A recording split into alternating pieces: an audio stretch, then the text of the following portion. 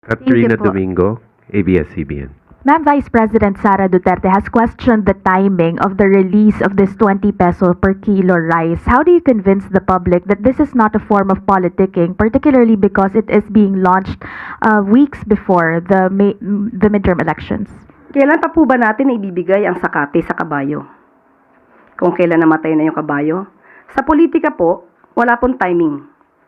Sa pagbibigay ng ayuda, sa pagbibigay sa mga taong kinakailangan ng tulong, lalong-lalo na yung mga nasa laylayan ng lupunan, hindi po kino-question ang timing dito. Sa pinakamaagang kakayanin ng gobyerno na maibigay ang tulong, ibibigay po yan. Walang politika rito.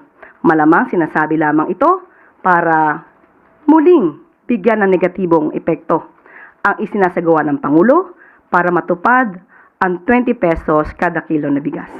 Why wasn't it possible for the government to launch it way earlier, considering that this was a promise made during 2022, around 3 years ago? Obviously, hindi naman po sa isang click ng kamay ay maigagawa ito, maisasagawa ito. Lahat po ay kailangan magtulong-tulong. Katulad po nito, may mga Visayas governors na nagbigay ng kanilang pagsang-ayon para makapagbigay din po ng subsidiya kasama po ang national government.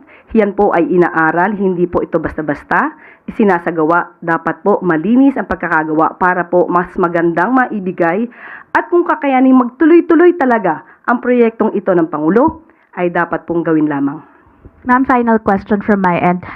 How sustainable, how confident are you with regard to the sustainability of this project, considering that the government is subsidizing a big portion of the amount and it's not the actual cost of production for farmers?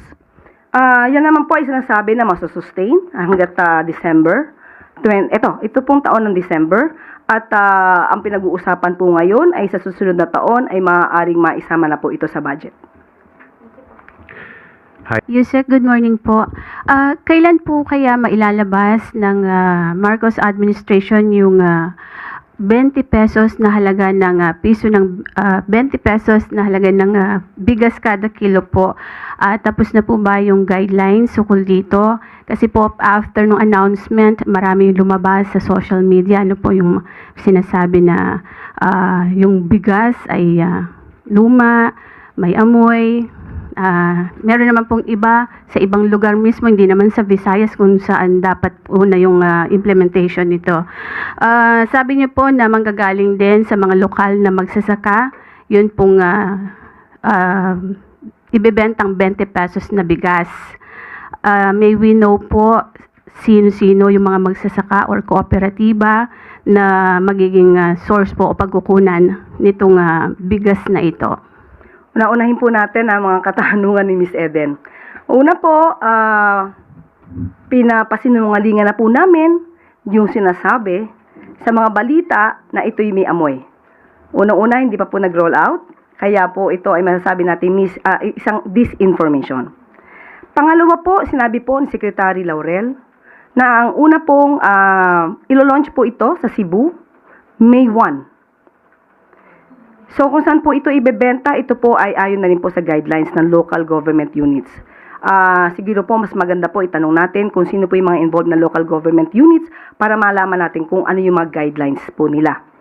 At sa May 2 naman po ay sisimulan din po ito sa Visayas Avenue, sa Bureau of Animal and Industry.